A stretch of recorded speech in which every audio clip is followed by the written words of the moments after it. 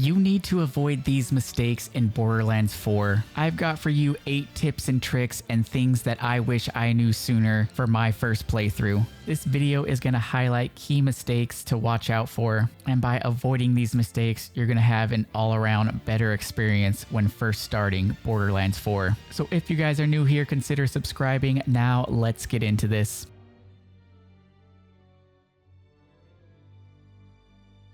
Now I want to talk about inventory management. Borderlands 4 literally showers you with loot, and I am not kidding when I say more loot than you can carry. So you guys are going to need to be managing your inventory, not letting your inventory manage you. That is why you guys need to make sure that you are marking your items. So that way when you guys are out in the world, your inventory doesn't fill up and you're not able to pick up items that you actually want. So if you go over to an item and press X on it, you can see that you can tag it, favorite it, junk, bank. If it's an item you know you don't want, you're going to want to mark it as junk, like right here. But if it is an item that you want, but you don't want it in your inventory, you can just put it in the bank. So if you mark an item for junk like so, you'll get the little trash can emblem down here in the corner. Then when you see this vending machine out in the world, which they're at a lot of safe houses and right before boss fights, they're literally all over the world. All you got to do is go up to it and you can just press Y to sell all your junk at once, which is going to net you some cash. Or if you mark that item as bank, you'll get this little piggy bank symbol in the bottom right hand corner. And all around the world at safe houses, you have these banks right here where you can go up to it and you can head on over to deposit and you can deposit all your items in this bank. But if you're out exploring the world and there's not a bank nearby, if you have items that are bank, down here at the bottom of the screen, you just press down the left stick to send the items to the bank. And then there you go, they are out of your inventory. And then next time you actually go to a bank, you can open it up and there your items are waiting for you in the bank.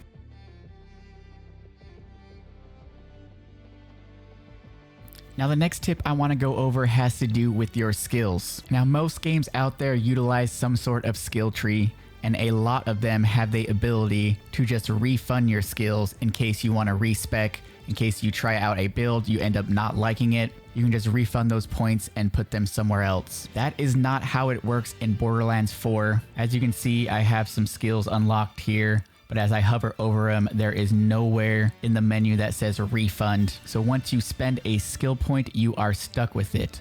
Unless you find one of these, which are around a bunch of different safe houses. This is a respec machine, and if you go into the respec machine, it's going to cost you some cash.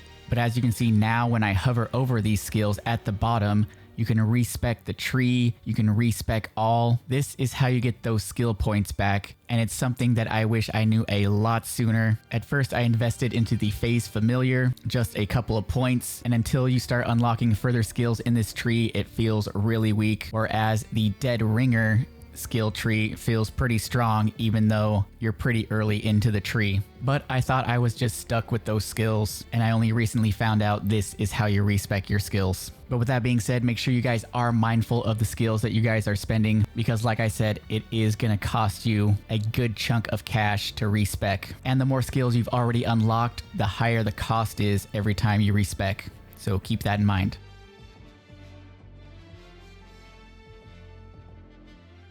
Alright, so the next tip I want to go over is actually in the options menu, and you're going to want to go over to gameplay and the echolocation path visibility duration. I believe this is set to medium when you first start. You're going to want to change this to long, because whenever you press up on the D-pad, you'll get your little dude to come out and he will mark the area with this line of the path you want to take to get to your next objective. But this will actually go away after some time, so if it's set to medium, you're going to find yourself pressing up on the D-pad all of the time. As you can see, the line is already starting to fade and it's on long. And this is a vast open world with a lot of turns and corners, so if you're not following this path that your little robot makes, you're probably going to get turned around and it's going to take you longer to get to where you need to go. So definitely change that setting. It's going to help you out in the long run.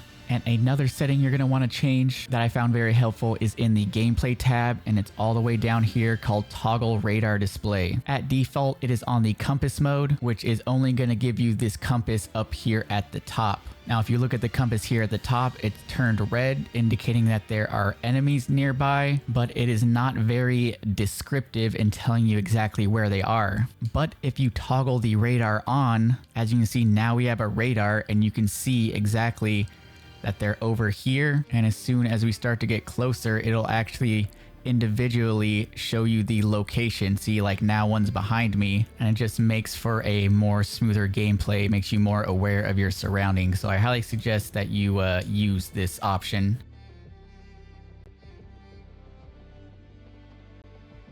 Now the next tip I want to go over is fishing. You guys probably already know that there is fishing in the game, but you may be doing it wrong. When you guys come across a fishing spot, you're going to see the little hook icon. As you can see right now, it's not moving, but as you can see here, it is going to start to shake. Just like that. That is indicating that there is a fish nearby, and that is when you should be hitting your grapple to pull it out of the water. If you just hook these fish while this icon is stationary, you're just probably just gonna get junk. You're gonna have to wait until it starts to shake if you're gonna want to get that good loot.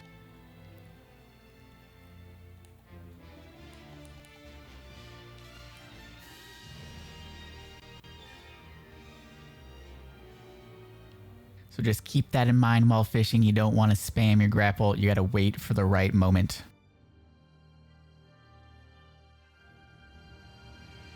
Now next up, I want to talk about safe houses and how you should be unlocking every safe house that you come across. When I first started, I was confusing checkpoints with safe houses. This right here is a checkpoint, so anytime you drive past a checkpoint, if you end up dying, it's going to reload you into the nearest checkpoint, just like so. But I am not actually able to fast travel to this checkpoint. I can only get here if I die. The only way you can fast travel is if you actually go to a safe house and unlock it. Safe houses aren't that hard to unlock. They are usually guarded by some enemies. Some are tougher than others. And then you usually have to solve a puzzle or find a data pad that will actually open up the safe house. And then once you go into the safe house, you interact with this thing here, and that will actually unlock the safe house and will open this up and give you access to actually fast travel back to this point at any given time. And seeing as how Borderlands 4 is a huge open world game, like I said, you're definitely going to want to unlock every safe house that you come across.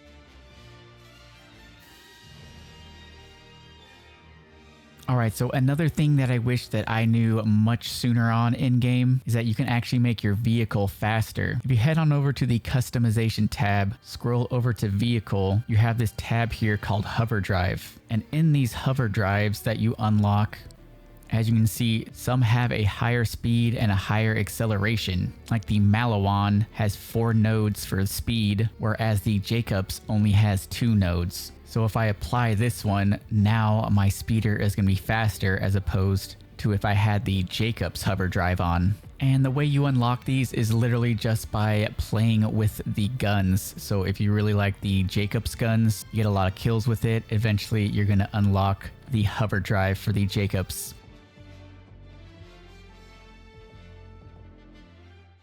Now the next tip I have for you is to not ignore these domes right here. This is a random world boss encounter, and these domes aren't marked on your map at all. They are just random. You have to actually physically see them and go over to them. And once you enter them, you cannot leave. If you even step 1 foot out of the dome, the boss will despawn and the event will be over. And it is random what boss you will get. And most of the random bosses aren't that hard. They are fairly easy to take down. If you guys are playing with friends, then it's going to be really easy to take them down. You guys can just team up on the boss. But the reason that you guys don't want to ignore this is because these random world bosses give an insane amount of loot. Like they literally will give you double the amount of loot that you would normally get from a regular boss. If you guys are looking at the screen right here, I mean, it just keeps on coming. That's what she said. And as you can see, I actually got some legendaries to drop from this.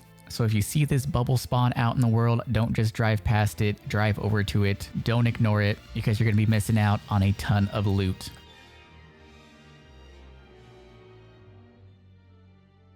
Now, the last piece of advice I want to give you guys is to not farm bosses too early on during your playthrough. If you guys are really into Borderlands, your algorithm is probably giving you a bunch of videos on what bosses drop what legendaries, how easy they are to farm. Which, don't get me wrong, that is all good, but when you are farming these bosses in the beginning of the game and at these lower levels, those legendaries are going to drop at your level. So if you decide to head on over to Splash Zone, which is the boss in the very beginning of the game, yeah, you can get his legendary shotgun and his legendary armor, but those are going to drop at level like 3, 4, 5, whatever level you are, and there is currently no way to make that a higher level. So if you got that shotgun at level 5, later on in the game, you're going to be trying to take down a boss that's at level 12, 13, 14. That legendary shotgun, although it has some amazing perks on it, you're going to be doing little to no damage. You will literally be better off using like a blue or green shotgun that's at level. So please do not waste your time farming legendaries at those lower levels. Wait until you beat the campaign, wait till you're at the level cap, and then you can very easily just go back to those bosses and get those weapons that you want at a higher level. And that, my fellow Vault Hunters, is going to do it for this video. A bunch of mistakes that you guys need to avoid when you guys are first starting out Borderlands 4. If you guys are new here, consider subscribing. If you found any of this helpful, leave a like and let me know down in the comments which Vault Hunter you picked for your first playthrough, and I'll catch you guys around the channel.